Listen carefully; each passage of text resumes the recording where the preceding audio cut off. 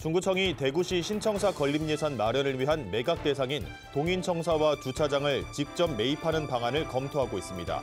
중구청이 현 시청 건물로 입주하고 중구청 부지는 경북대 병원의 주차장으로 사용한다는 구상입니다. 이만규 대구시의회 의장이 역사 바로 알기 강사로 나섰습니다. 오랜 기간 독학으로 연구해온 우리 민족의 상고사를 특강으로 풀어내 좋은 반응을 얻었습니다.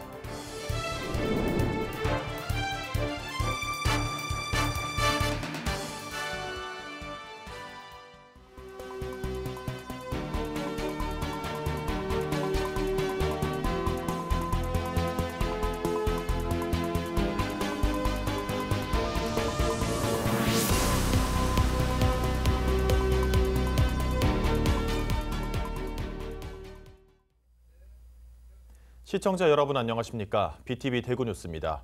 첫 소식입니다. 대구시가 신청사 건립 비용을 마련하기 위해 시 소유 부지를 매각하기로 했는데요.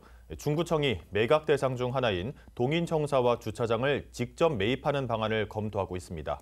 중구청이 시청 건물로 입주하고 중구청 부지는 경북대병원의 주차장으로 사용한다는 구상입니다. 김민재 기자가 보도합니다. 대구시 동인청사와 주차장 부지는 대구시가 신청사 건립 비용을 마련하기 위해 매각 대상에 올린 곳 중 한 곳입니다. 부지 면적은 총 12,500제곱미터입니다. 중구청이 동인청사와 주차장 부지를 직접 매입하는 방안을 검토하고 있습니다. 매입이 성사되면 중구청이 시청 건물로 이전하고 기존 중구청 부지는 심각한 주차난을 겪고 있는 경북대병원의 주차장으로 사용한다는 구상입니다. 경대병원이 지금 주차 문제가 제일 심각하거든요. 우리가 이제 매입할 그게 되면은 우리가 사가지고 시청을 우리 중구청 쓰고 이거는 이제 경대병원에 활용할 수 있도록 하고 주차장은 이제 거점 주차장 만들어가지고 이 동성로 주차장은 문제가 있거든. 네. 그런 식으로 이제 활용하겠다. 지난 2002년 대전시청 후적지에 대전 중구청이 이전한 사례를 참고했습니다. 중구청은 현재 주차시설 확충기금 353억 원과 재정안정화기금 1,179억 원을 확보하고 있습니다. 하지만 실제로 성사될지 여부는 미지수입니다. 동인청사와 주차장 부지의 공시지가는 총 467억 원, 실제 감정평가를 거치면 이보다 훨씬 더 비쌀 것으로 추정됩니다. 여기다 중구청이 확보하고 있는 여유 자금을 청사 매입에 모두 사용하기도 어렵습니다. 동인청사 매입은 아직 중구청의 검토 단계이자 여러 대안 중 하나이며 대구시와의 협의는 아직 진행되지 않은 상태입니다. 대구시는 아직 신청사 건립까지는 시간이 상당히 남았고 현재 부동산 경기도 좋지 않아 매각은 신중히 결정할 예정이라고 밝혔습니다. 대구시는 현재 공유재산 매각을 위한 행정 절차를 진행 중인 가운데 오는 5월부터는 본격적인 매각 작업에 돌입할 예정입니다. 동인청사를 활용하려는 중구청의 계획이 실제로 실현될 수 있을지 관심입니다. BTV 뉴스 김민재입니다. 이만규 대구시의회 의장이 역사 바로 알기 1타 강사로 나섰습니다. 대학에서 역사학을 전공하지 않았지만 역사에 대한 깊은 애정과 관심으로 수십 년간 독학으로 공부해온 우리 민족의 상고사에 대해 3차례 특강을 했는데 강의 수준이 높아 화제가 되고 있습니다. 우성문 기자가 보도합니다. 이만규 대구시의회 의장이 우리 민족과 중국의 고대 역사에 대해 설명하고 있습니다. 대구교통공사 임직원을 대상으로 진행한 우리 역사 바로 알기 3번째 강연. 이재하 대구상공회소 회장을 비롯한 경제계와 학계, 행정 등 다양한 분야의 인사들도 지역사회에 소문난 강의를 듣기 위해 강연장을 찾았습니다. 이 특강은 김기혁 대구교통공사 사장이 사석에서 이 의장에게 들었던 우리 역사 이야기를 보다 많은 시민들에게 들려주고 싶다고 생각한 데서 시작됐습니다. 이제까지 저희가 과거에 고등학교 때 또는 대학에서 배우질 못했던 그런 내용들에 대한 강의를 해주셔서 정말 충격적이었습니다. 우리의 그런 찬란했던 그런 문화, 역사를 설명해 주시는데 정말 저도 가슴이 뿌듯해지는 그런 느낌을 받았습니다. 강연 내용은 중국과 일제강점기 이후 식민사관의 사학자들에 의해 역사 왜곡이 많았던 상고사. 이 의장은 학교에서도 제대로 가르치지 않는 우리 민족의 자주적인 역사를 시민들에게 꼭 알려주고 싶어서 역사 강의를 준비했다고 밝혔습니다. 우리는 전 세계에 따져서 가장 빛나는 찬란한 역사를 갖고 있는 민족인데 그걸 다 잊어버렸어요. 왜? 교육을 해주지 않으니까, 누가 가르쳐주지 않으니까. 전 세계를 갖다가 아우를 수 있는 그런 우리 민족의 역사를 갖다가 되찾아야 될 것이다. 저는 그렇게 생각을 합니다. 이만규 의장의 역사 강의에 대한 입소문이 퍼지면서 지역의 다양한 기관 단체들로부터 특강 요청이 잇따르고 있습니다. BTV 뉴스 우성문입니다. 대구 서구청 앞에서 3년 넘게 장송곡과 투쟁가 등을 들면서 시위를 벌여온 주민들에게 법원이 제동을 걸었다는 소식 전해드렸는데요. 이 사안이 또다시 법적 판단을 받게 됐습니다. 철거민들은 법원에 재항고장을 제출했습니다. 김민재 기자가 보도합니다.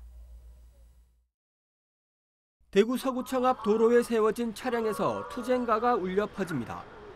서구의 한 재개발 지구 철거민들로 지난 2020년 12월 이후 벌써 3년 넘게 시위를 이어오고 있습니다. 터무니없는 보상금으로 쫓겨났다며 서구청에 해결을 요구하는 겁니다. 서구청은 이들이 장송곡과 투쟁가 등을 틀자 소음 피해가 심하다는 주민들의 민원을 대거받았고 결국 지난 2022년 법원에 집회금지 가처분 신청을 냈습니다. 1심 법원은 서구청의 신청을 받아들이지 않았지만 2심 법원은 지난주 서구의 손을 일부 들어주면서 소음은 75데시벨 이하, 서구청 진입로 전후 50m 내에서는 집회를 하지 못하도록 했습니다. 사실상 서구청 앞에서 시위를 금지시킨 겁니다. 이 같은 결정이 내려지자 철거민들은 판단을 다시 받아보겠다며 대법원에 재항고장을 제출했습니다.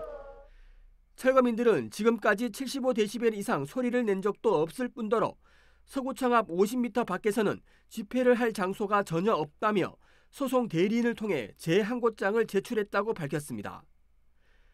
서구청은 재항고의 주체가 철거민이 아닌 서구이기 때문에 대법원까지 가는 것이 아니라 2심 결정에 대한 이의 신청이 될 것으로 보고 있습니다. 서구청의 한 관계자는 고등법원의 결정이 내려진 만큼 앞으로 이의 신청 결과가 나오기 전까지 철거민에게 주정차 과태료 등 행정처분을 할 계획이라고 밝혔습니다. 또 집회 및 시위에 관한 법률에 따라 경찰에 철거민들의 집회 장소 변경을 강력히 요청할 예정이라고 덧붙였습니다. 하지만 철거민들은 기존대로 서구청 앞에서 시위를 계속할 방침이라고 밝혀 갈등은 계속될 전망입니다. BTV 뉴스 김민재입니다. 아프리카 돼지열병, ASF는 돼지과의 동물에게만 발생하는 바이러스 질병인데요. 최근 경북 남부 지역인 포항과 영천에서도 ASF에 감염된 야생 멧돼지가 발견되면서 경북도 내 양돈 농가 전체에 긴장감이 높아졌습니다. 경북도는 관련 부서는 물론 각 양돈 농가에서 빈틈없는 차단 방역을 펼칠 것을 당부했습니다. LG 헬로비전 서희동 기자입니다. 안동의 한 양돈 농가.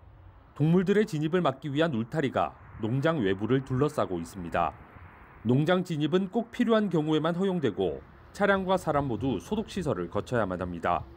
농장주들은 혹시 모를 감염에 대비해 외부와의 접촉을 최대한 피하고 있습니다. 혹시나 밖에 나가서 그 바이러스 같은 것들이 유입될 수도 있으니까 폐기 같은 것도 다 취소되어 있는 상황이고 최소한 움직임 말고는 활동을 자제하고 있어요. 정부에서 나온 지침대로 8대 방역 전부 다 갖춰서 운영 중이고 그 생석회 도포 그리고 외부 내부 출입할 당시에 샤워하고 방역복 입고 그런 것들 지켜서 운영 중입니다. 경상북도에서 지금까지 발생한 ASF 건수는 총 464건. 지난 한 해만 363건으로 모두 야생 멧돼지에서 검출됐고 농가 발생은 없었습니다. 하지만 최근 ASF가 영천에서도 발생하는 등 도내 전체로 퍼지면서 긴장감이 높아졌습니다. 경상북도는 ASF 바이러스가 농가로 유입되지 않도록 지난 연말 21개 시군에 설치된 25개 거점 소독시설의 방역 상황을 점검하고 야생 멧돼지의 포획을 강화하는 등 총력을 다해 대응하고 있다고 밝혔습니다. 특히 겨울철에는 야생 멧돼지 번식기로 활동이 증가되고 있기 때문에 아프리카 돼지열병 전파 위험이 더욱 커지고 있는 상황입니다. 양돈 농가에서는 농장 내외 소독, 개인 방역 수칙 준수 등 농장 단위의 차단 방역에 최선을 다해 주시기 바랍니다. 돼지과 이외의 동물에게는 전염되지 않지만 치사율이 매우 높아서 양돈 산업에 큰 피해를 줄 수 있는 ASF. 돼지 사육 두수 145만 마리로 전국 13%를 차지하는 경상북도의 방역 현장에 긴장감이 돌고 있습니다. 헬로티비 뉴스 서희동입니다. 경북 기초의회의 청렴도가 낙제 수준인 것으로 나타났습니다. 국민권익위가 전국 92개 지방의회를 대상으로 종합 청렴도를 평가했는데 경북 기초의회 중에선 1, 2등급이 전무했습니다. HCN 이정목 기자입니다. 기초단체를 견제하고 생활정치를 대표하는 지방의회. 하지만 청렴도 실상은 낙제점입니다. 국민권익위가 광역의회 17곳과 기초의회 75곳 등 92개 지방의회의 청렴도를 평가했더니 경북 기초의회의 경우 1, 2등급이 한 곳도 없었습니다. 그나마 광역의회인 경북도의회만 1등급을 받아 체면을 살렸습니다. 구미시의회가 경산, 경주와 함께 3등급을 받았고 김천, 상주시의회는 4등급, 도내에서 규모가 가장 큰 포항시의회는 최하 등급인 5등급을 받았습니다. 전국적으로 보면 지난해 지방의회의 종합청렴도는 100점 만점에 68.5점, 행정기관과 공직유관단체 80.5점보다 크게 낮았습니다. 이해관계 직무회피 의무를 준수하지 않았다는 항목이 특히 낮게 평가됐고 의정활동 과정에서 공직자 등이 부패와 갑질을 경험했다는 응답도 15%로 매우 높게 나왔습니다. 지난달 발표한 행정기관과 공직유관단체의 부패 경험률에 비해 약 37배나 큰 수치로 지방의원이 의정활동 과정에서 행하는 부패나 갑질 행위가 매우 빈번하게 발생하고 있음을 나타내고 있습니다. 이 같은 실태에 대해 국민권익위는 지방의회 반부패 특별대책을 마련해 시행한다는 방침을 세웠습니다. 지방의원의 청렴의식을 높이기 위한 교육을 강화하고 지방토착 카르텔을 뿌리 뽑기 위해 1분기에 행동강령과 이해충돌 방지법, 청탁금지법 위반 실태에 대한 전방위 점검에 나서기로 했습니다. 지방의회의 청렴 수준이 매우 낮게 나타나는 점에 주목하여 2024년 지방의회 반부패 특별대책을 마련하여 즉각적으로 시행하고자 합니다. 지방의회의 청렴의식과 반부패 법령 이해의 수준을 높이기 위한 맞춤형 교육을 대폭 강화하겠습니다. 권익위는 지방의회 청렴평가가 낮게 나온 만큼 전국 243개 지방의회 전체를 대상으로 종합청렴도 평가를 펼쳐 지방 현장의 부패 취약 분야를 개선하고 지속적인 평가를 추진하겠다는 방침입니다. HCN 뉴스 이정목입니다. 큰 고니는 해마다 겨울이면 낙동강하고 울숙도 주변에서 서식했는데요. 하지만 그 모습을 관찰하기는 쉽지 않았습니다. 올해는 맥도 생태공원 산책로 바로 앞까지 큰 고니가 찾아왔습니다. 먹이를 찾아 이동하면서 진풍경을 자아내고 있는데요. 부산보도국 장동원 기자가 전해드립니다. 물이 지어 유유히 떠가는 큰 고니들. 커다란 날갯짓으로 그 풍모를 뽐냅니다. 큰 덩치 탓에 한참을 날아와 수면을 디디며 비행기처럼 착륙합니다. 엉덩이만 내민 채 물속에서 먹이를 찾고 긴 목을 꺾어 편안히 휴식을 취합니다. 백조로도 불리는 겨울 철새 큰 고니가 강서구 맥도 생태공원 연꽃단지에 찾아왔습니다. 철새를 손에 닿을 듯 가까이에서 만날 수 있어 자동차도 자전거도 가던 길을 멈추고 진풍경을 감상합니다. 그전에는 이런 게 없었어요. 부산에 살아도 가까이 오면 이게 날아가기 때문에 원래는 이제 가까이 와도 이제 안 날아가네. 아니 상당히 보기 좋습니다. 조금 이거 지금 이래 있을 때는 모르는데 물을 탁 튕기면서 이래 날아간다고. 그럴 때 한번 딱 찍어야 되는데 아주 멋있습니다. 이거. 큰 고니는 멸종위기 야생생물 2급으로 지정된 천연기념물입니다. 부산에는 한 해 4,000마리 정도가 12월 말 찾아오고 있는데 주로 울숙도 주변 인적이 닿지 않는 곳에 자리를 잡은 뒤 이듬해 2월 말 떠나갔습니다. 하지만 올해는 이전과는 달리 사람들 바로 곁으로 왔습니다. 먹이를 찾아 이동한 겁니다. 사대강하고 뭐 이런 공사로 인해서 이제 먹이원이 이제 바뀌었어요. 낙동강하구에서 먹이원이 부족하면 할 수 없이 이제 그쪽으로 이제 움직이는 거죠. 생존에 걸려 있기 때문에 무릅쓰고 가까이 가는 겁니다. 11월 말부터 맥도 생태공원은 겨울 철새들을 보호하고 조류 독감 등을 예방하기 위해 진입로 대부분을 통제하고 있습니다. 환경단체는 철새를 위해 공원 도로에서는 차량이 서행해 줄 것과 사진 촬영을 위해 새들에게 돌을 던지는 등의 행위는 자제할 것을 당부하고 있습니다. BTV 뉴스 장동원입니다. 1조 원에 달하는 현금과 금괴를 보관하던 금고가 일반에 공개됐습니다. 옛 한국은행 부산본부 건물이 복합문화공간으로 바뀌어 시민들과 관광객들을 맞이하고 있습니다. 부산보도국 김석진 기자가 보도합니다. 육중한 철문 안에 또 다른 철문이 보입니다. 복도는 쇠창살이 2중, 3중으로 쳐져 있습니다. 흡사 감옥같이 보이는 이곳은 다름 아닌 금고입니다. 옛 한국은행 부산본부 건물이 부산 근현대 역사관으로 탈바꿈했습니다. 일반인한테 공개되지 않았던 이 비밀의 이 지하 금고를 저희가 단지 보존만 해서는 안 되겠다. 이거를 잘 활용을 해서 시민들이 자유롭고 아주 쉽게 접근할 수 있도록 해주는 게 좋겠다라고 제가 생각을 해서 그러면은 금고 미술관으로 1조 원에 달하는 현금과 금괴를 보관했다는 한국은행 부산본부 금고. 이제 4개의 금고 안엔 돈이 아닌 작품이 설치돼 있습니다. 옛날에도 지금처럼 야구를 잘한다는 것도 생각나고 저기 문도 이렇게 옛날 문이랑 지금 문도 지금 구별할 수 있어서 참 좋았던 것 같아요. 14명의 작가가 참여해 부산의 자연과 도심, 그 안의 이야기들을 담은 예술작품으로 꾸몄습니다. 역사관 2층부터 4층은 전시실과 어린이 체험실 등으로 꾸며졌습니다. 현재 2층에선 야구도시 부산의 함성을 주제로 특별전이 열리고 있습니다. 한편 한국은행 부산본부 건물은 시 지정문화재로 지난 2013년 시가 인수했으며 2015년부터 271억 원을 들여 리모델링과 증축을 통해 역사관으로 바꾸고 5일부터 일반에 전면 개방합니다. BTV 뉴스 김석진입니다.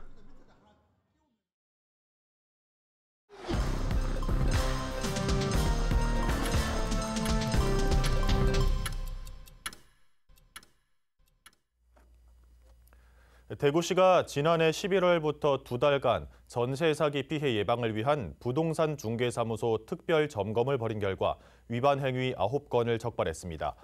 주요 위반 행위로는 무자격 중개 행위 2건, 계약서 확인 설명서 작성 미흡 7건입니다. 대구시는 무자격 중개 행위 2건에 대해서는 수사기관에 수사를 의뢰했으며 나머지는 업무 정지나 과태료를 부과했습니다. 지난달 대구 경북 지역 기온 변동폭이 역대 가장 컸던 것으로 나타났습니다.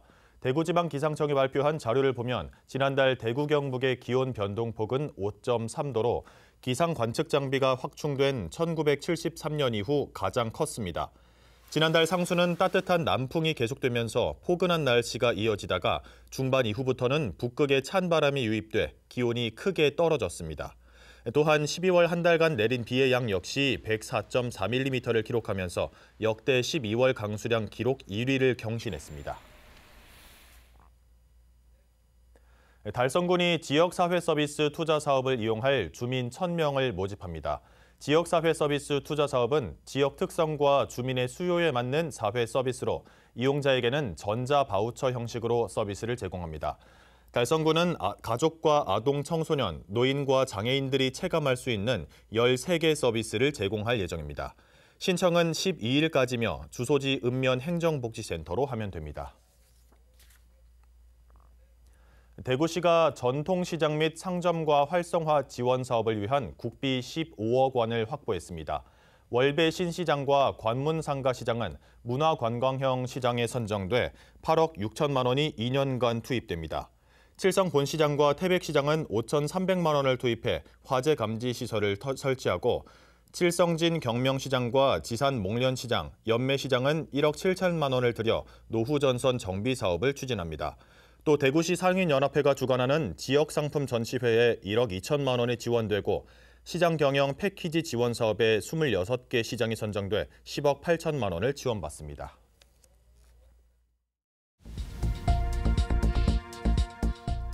대구지방보훈청이 1월에 우리 지역 현충시설로 성주군에 있는 김창숙 선생 생가를 선정했습니다. 김창숙 선생은 1919년 유림단 독립청원운동을 주도한 인물로 상해에서 일제 밀정에 걸려 대구 감옥에서 14년형을 선고받았습니다.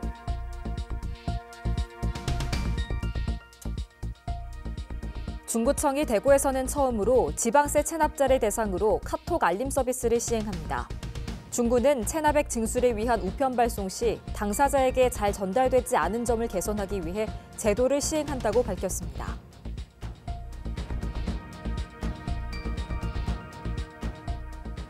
대구 교육박물관이 문화체험실 일부를 어린이를 위한 공간으로 개편했습니다. 오락실이라는 이름의 이 공간에선 100년 전 유행하던 보드게임을 즐길 수 있습니다.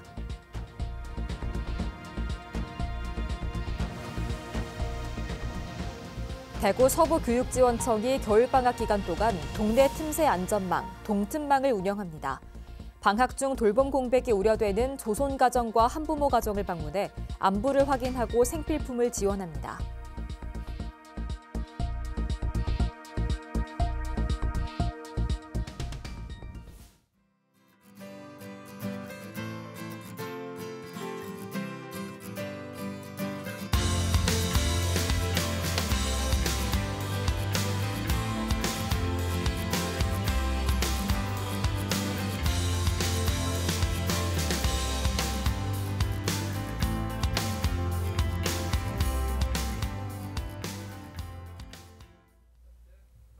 기온이 큰 폭으로 떨어졌습니다.